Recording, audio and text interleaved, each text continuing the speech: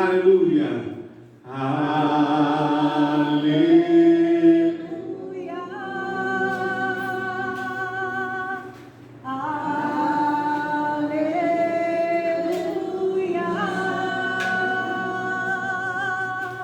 Glórias ao Cordeiro, glórias ao Cordeiro, glórias ao Cordeiro, glórias ao Cordeiro, glórias ao Cordeiro, glórias ao Cordeiro. O Senhor é bom, o Senhor é bom, e a sua misericórdia dura para sempre. O Senhor é bom, o Senhor é bom, e a sua misericórdia dura para sempre. Aleluia, aleluia, aleluia.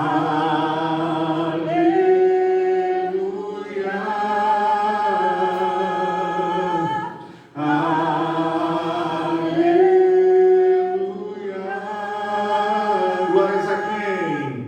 Glórias ao Cordeiro, glórias ao Cordeiro, glórias ao Cordeiro, glórias ao Cordeiro, glórias ao Cordeiro, glórias ao Cordeiro.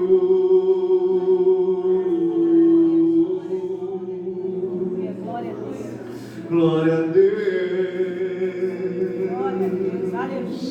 Aleluia, glória a Deus. Você que trouxe seu dízimo, sua oferta, vem aqui à frente, deposite diante do Senhor. Amém? Glória a Deus.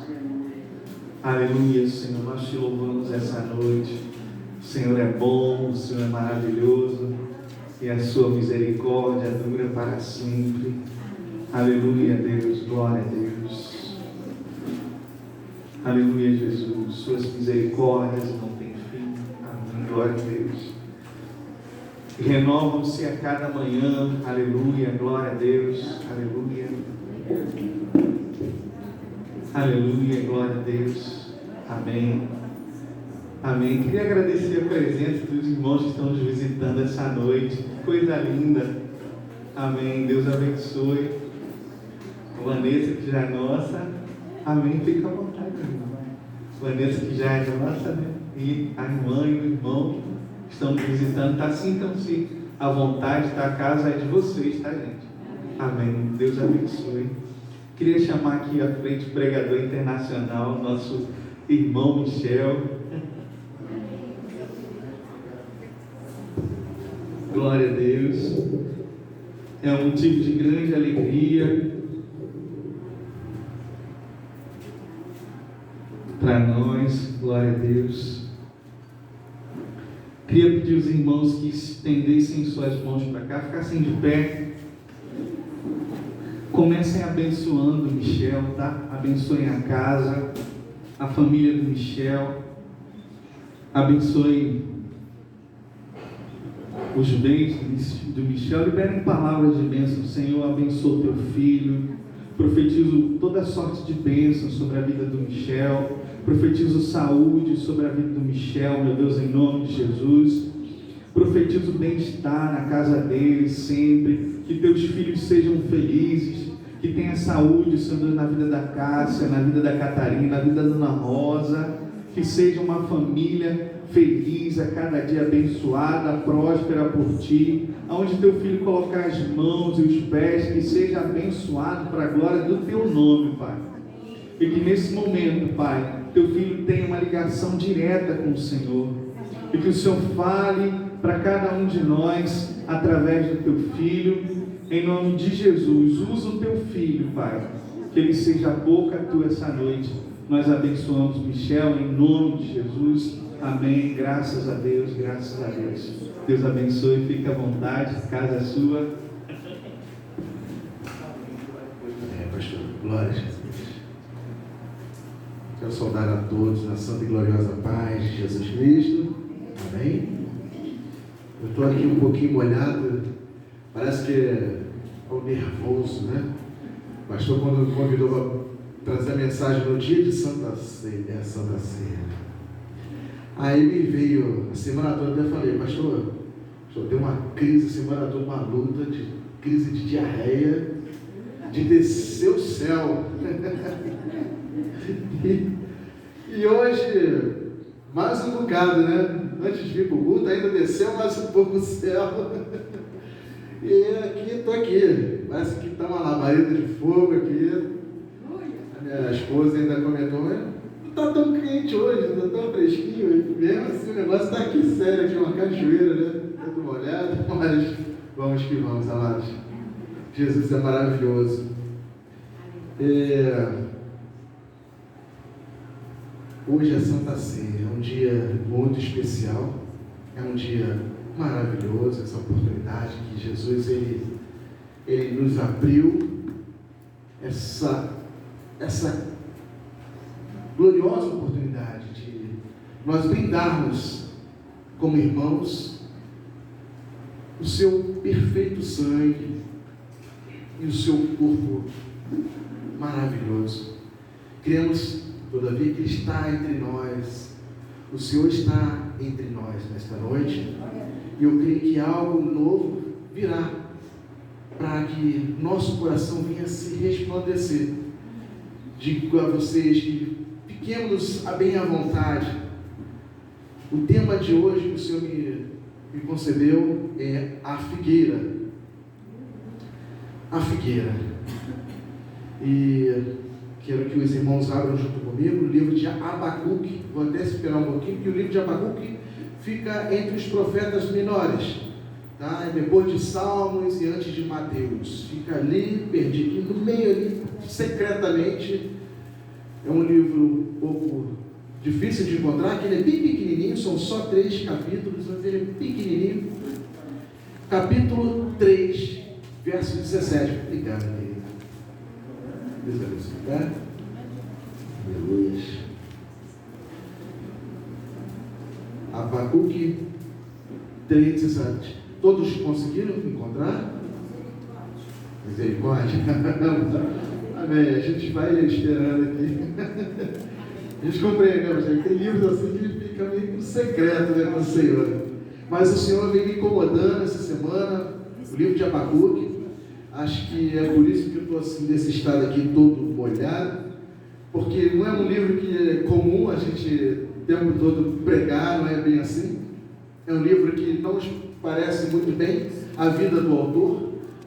Eu sei que o nome dele tem um significado abraço, no hebraico antigo, né? É uma raiz que se diz também, uma pronúncia como aquele que abraça, e aquilo que abraça, na verdade, isso me despertou o coração, e Deus me deu aqui um certo entendimento, que isso vai causar algum efeito no nosso coração hoje, em nome de Jesus. Amém? Vamos lá? E diz assim, Abacuque 3, verso 17.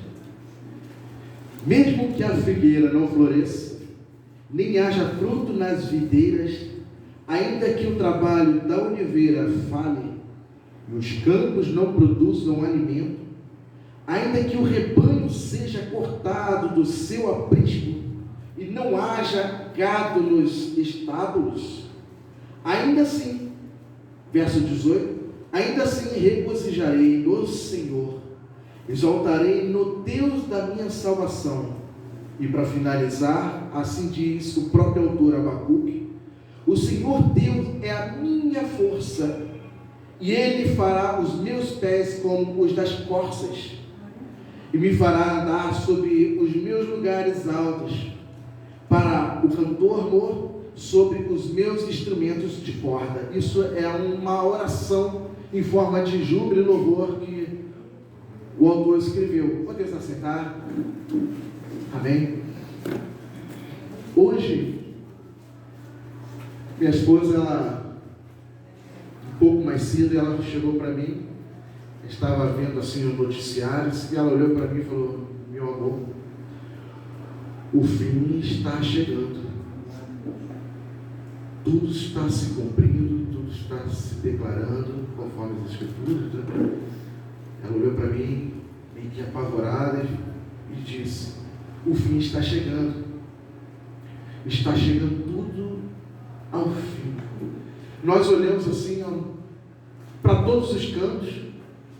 Se nós abrimos o celular e deparamos com a internet, ligamos a televisão, em qualquer noticiário, você percebe que toda notícia ela se resume numa só coisa: que o fim vem, que existe aquele que está vindo sobre as nuvens com poder e glória, sentado sobre o seu cavalo branco, e as coisas já estão se cumprindo muito nitidamente, muito claro. Dificilmente nós dizemos que não, ainda vai demorar mais um tanto, vai demorar mais um pouco. Mas o fim vem. É notório a gente perceber que quando nós vemos nos sinais tudo que está escrito no livro de Apocalipse, Mateus 24, livro de Daniel, Neemias, Isaías, nós somos seres que já estamos carecas de saber que existirá um fim. O que nos resta mesmo é a gente se ligar a essa figueira maravilhosa. Quando Abacuque ele expressa isso, parece que ele exprimiu algo de dentro dele, o interesse de acreditar que existia um fim para tudo aquilo que estava acontecendo nos dias que ele veio ao mundo. Abacuque ele nasceu num período difícil, onde a Babilônia ela veio consumir Israel, e ela tirou, era um momento do período que o exílio da Babilônia é o período que Israel ele foi tomado, eles foram levados a cativo e foram obrigados, foram expulsos da própria pátria deles, eles foram retirados da terra natal e foram levados para a cidade de Babilônia como escravos. Eles foram colocados, postos em Babilônia como escravos. E nesse período não diz ainda em Abacuque que as muralhas de Jerusalém já tinham sido derrubadas, não, eu creio que foi um pouco antes. Mas eu vejo aqui no livro de Abacuque uma aflição, criou-se nele uma angústia tão profunda, que ele já parecia que já previa algo pior que estava para acontecer, o que já estava vendo. Ele no meio daquele povo, no meio daqueles babilônios, ele já previa algo para acontecer muito pior. Então ele lá no começo de Abacuque, você percebe aqui que ele começa a clamar ao Senhor, assim como a Renatinha falou: Senhor, misericórdia pelo mundo que está acontecendo, pelos maremotos, pelas coisas que estão acontecendo. Justamente eu vi assim Abacuque naqueles dias, orando, clamando ao Senhor, um homem, um profeta que ele abraçava o povo com seu coração, aquela índole cheia da graça de Deus, percebendo que estava para acontecer uma ruína, uma tragédia no meio de Israel. Existia ali uma unidade, uma união, havia um amor entre Israel, entre o Abacuque e o seu povo. Ele despertava ali diante do Senhor uma oração e falava: Senhor, eu não creio que o Senhor, os seus olhos são tão puros, eu não creio que o Senhor se alegra em me apresentar tantas coisas ruins que estão acontecendo. Homens que vinham com um fio de espada, eles se regozijavam, se engrandeciam, porque eles tomavam todas as coisas que estavam dentro da cidade. Homens que eles preparavam rampas facilmente para atravessar os seus muros, e com seu exército eles tomavam cidades. Eles vinham como um gafanhoto e saíam arruinando tudo. Eram inúmeros os seus exércitos. A sua crença era a força do seu punho. O Deus deles era a sua espada. O Deus deles era quando eles mesmo enfincavam a espada sobre o inimigo e se engrandeciam. Isso era para eles o Deus deles. Para eles não havia uma lei de Deus, não havia outras leis. Para eles mesmos criavam a sua própria lei. A estatura e o perfil de Babilônia era arruaçador. E Deus ele começa a falar com Abacuque, descrevendo exatamente que ele já estava sabendo o que estava rolando. Ele falou: peraí, Abacuque, olha só, eu sei o que está acontecendo. Pois eu mesmo soltei aí os babilônicos no meio de Israel.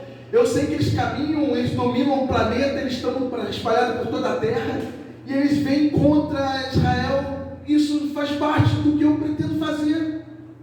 E Abacuque ainda volta a falar com Deus: por que nos lançar esse castigo tão árduo? Por quê? Eu simplificando aqui, Michel simplificando com as minhas palavras, amém? Porque pelo que eu entendo aqui no livro de Abacuque, é mais ou menos uma discussão entre ele e Deus, o profeta e Deus, uma intercessão com o povo que estava entrando no cativo. Pois pensares que na nossa vida, às vezes, nós passamos por certos aparatos e dizemos: Senhor, eu estou vivendo como escravo. Não é fácil a gente se questionar assim ao Senhor, a gente falar com Deus, botar o joelho no chão. Mas enquanto existe um povo lá naquele momento, que os dias deles também não eram tão diferentes dos que nós vivemos hoje, não. Pois hoje nós estamos vivendo realmente isso. Os últimos dias. Vivemos diante de uma sociedade, políticos, reinos, que nem mesmo podemos abrir os nossos lábios, porque se nós falarmos alguma coisa, nós vamos levar da cadeia. E vejo que lá, nesse período de Abacuque, ele interfere com suas palavras. Isso me tocou muito forte. Porquanto ainda que a figueira não floresça. Deus me levou a várias passagens. Eu abri cerca de 55 livros na Bíblia que falam sobre figueira.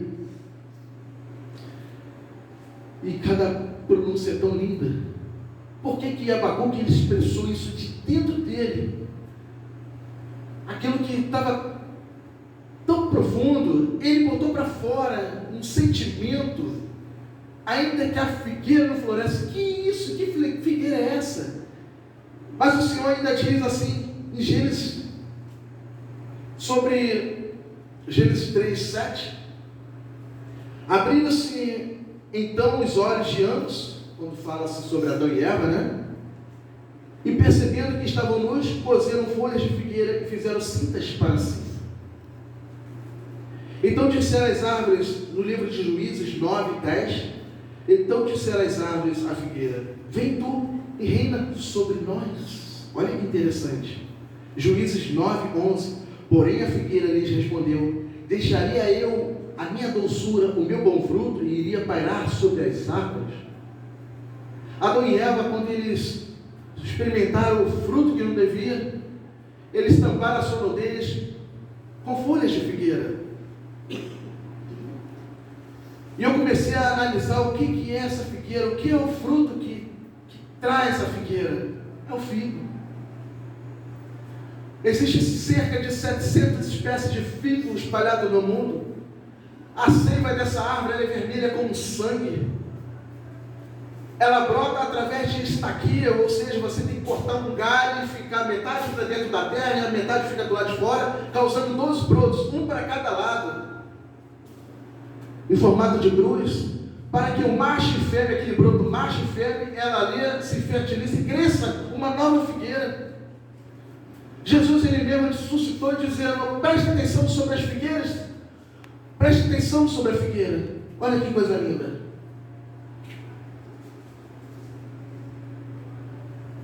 Lucas 21, 29. Ainda lhe propôs uma parábola, Jesus, dizendo: vede a figueira e todas as árvores. Quando elas brotam, vocês mesmos percebem e sabem que o verão está próximo. Assim também,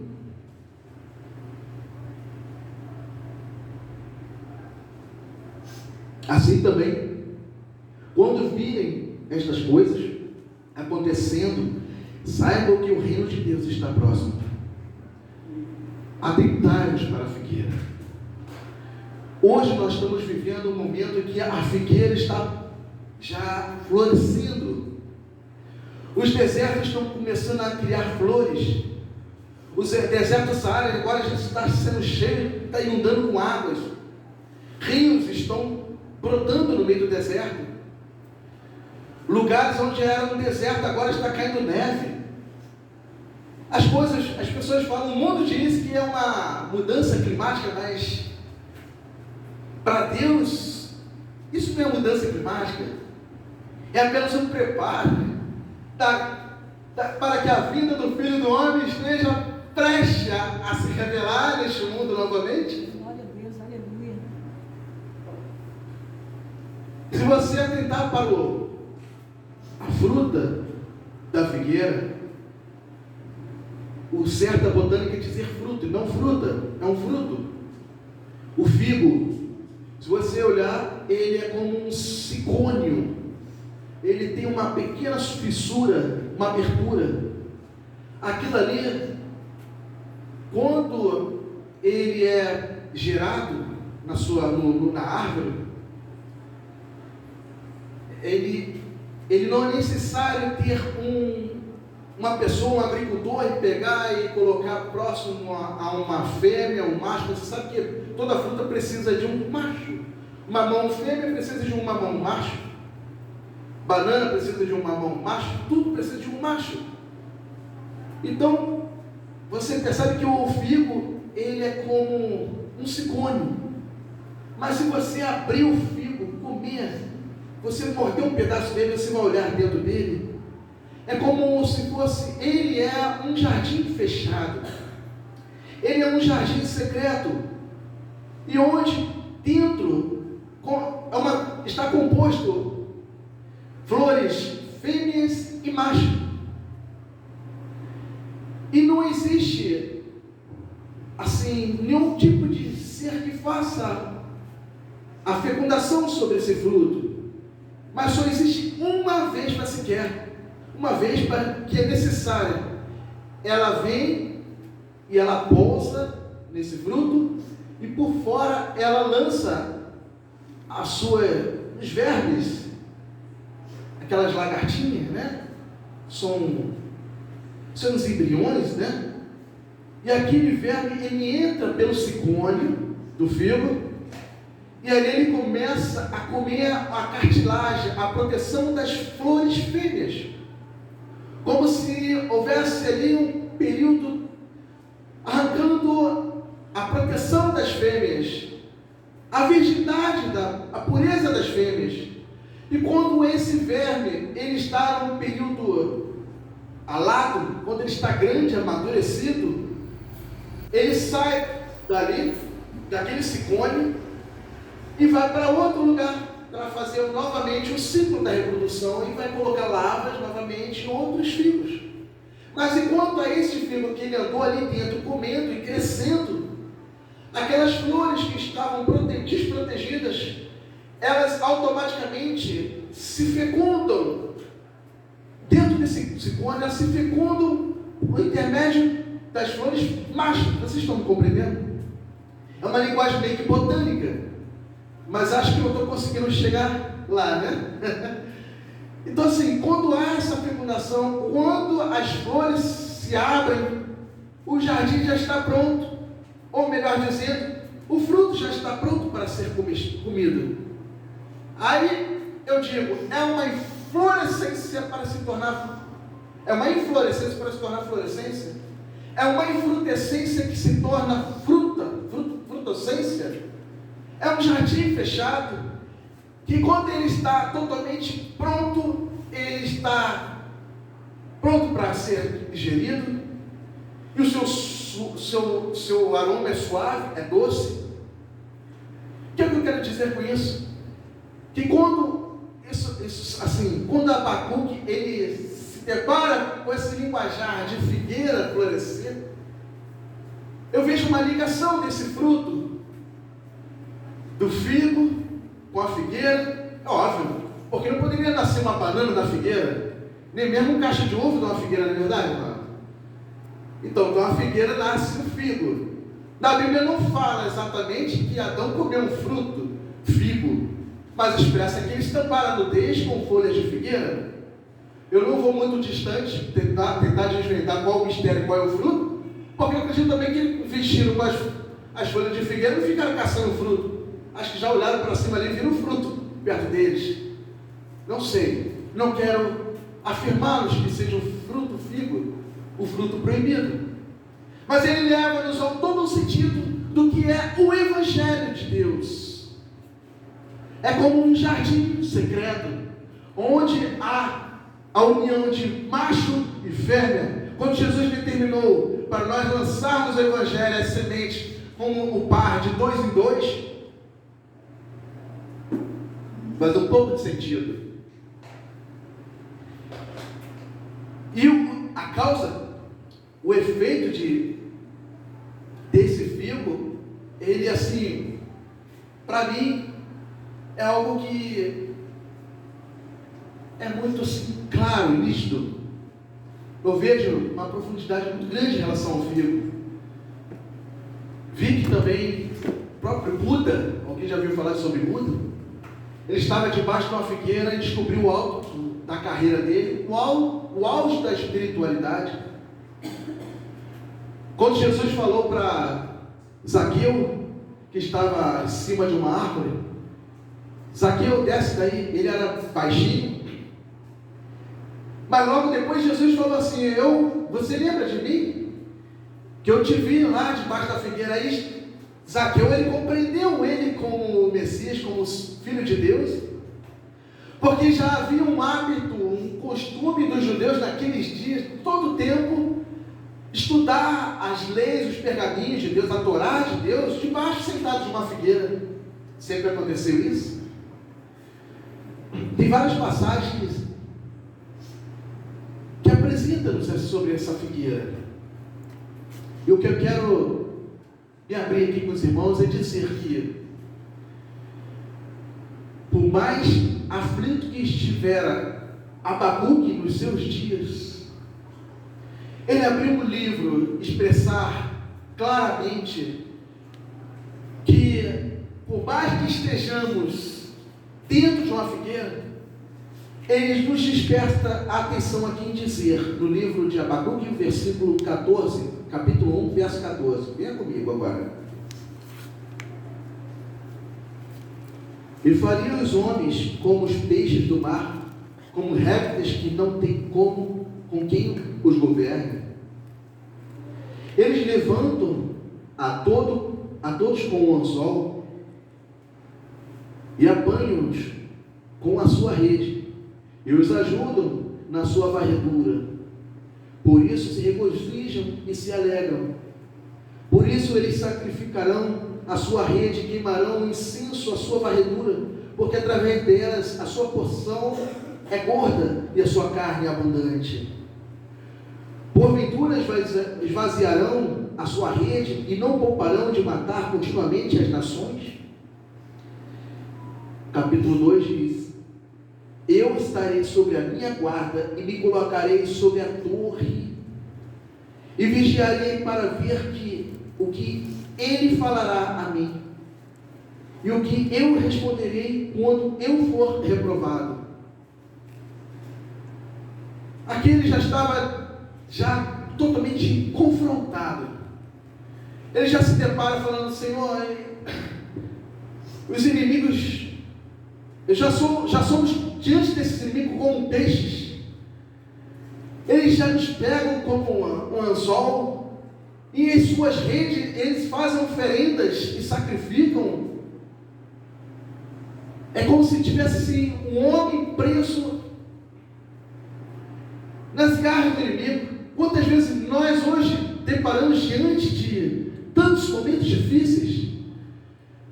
Quantos momentos hoje que abrimos as portas de casa e vemos assim, Senhor, hoje está difícil. Projetos que não funcionam, que não vão para frente. Às vezes uma porta de trabalho que não se abre.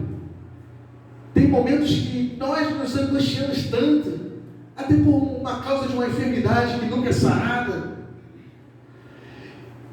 E essa agonia assim que o próprio narrador aqui expressa, que de tudo que sobrevém sobre nós, é algo que depende de nós mesmos, para sairmos daquilo que nós estamos vivendo. Abacuque, ele diz aqui no capítulo 2, que é necessário estar diante de uma torre alta, para nós vigiarmos. E logo à frente Deus ainda fala com ele, é só um momento, porque esse tratado é comigo. Tudo aquilo que acontece é só por um período, porque tudo vai se passar.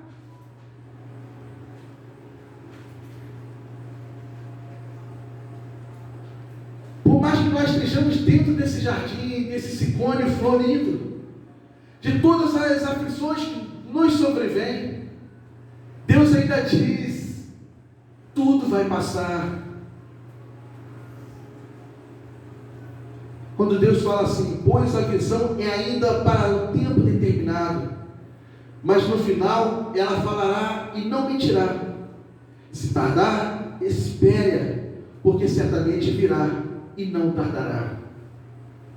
E lá na frente, Abacuque fala, mesmo que a figueira não floresça, nem haja fruto na videira, ainda que o trabalho da oliveira falhe, e os campos não produzam alimento, é o que nós estamos vendo aí, fome, guerra, lavouras que não estão dando seu fruto, seu alimento.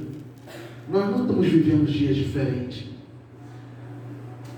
Ainda que o rebanho seja cortado do seu aprisco, e não haja gado nos estábulos, vê o preço do leite, está um absurdo. O pacote de arroz está um absurdo. Às vezes eu fico questionando por mim mesmo, cadê as vacas? Onde está o gado?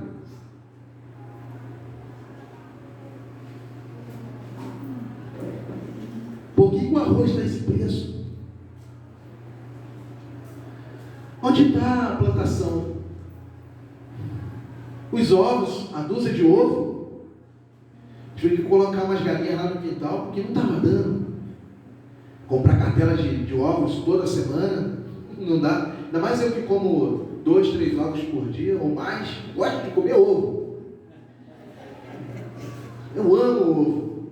E eu fiquei, meu Deus, cadê as galinhas? Por que o ovo está tão caro assim? Você vai e compra o ovo é branco por fora e branco por dentro. Eu falei, cadê a gema? Está quase da cor da casca? Não está certo isso não. Senhor, o que está acontecendo, meu Deus? O feijão, aquela ali ama comer feijão. Mas Senhor, misericórdia. O que está acontecendo? Vou ter que plantar feijão aqui no quintal também? Meu pai, está sério o negócio, irmãos. Não está fácil. E nos dias de Abacuque, eu creio que ele também não orou tão diferente, não.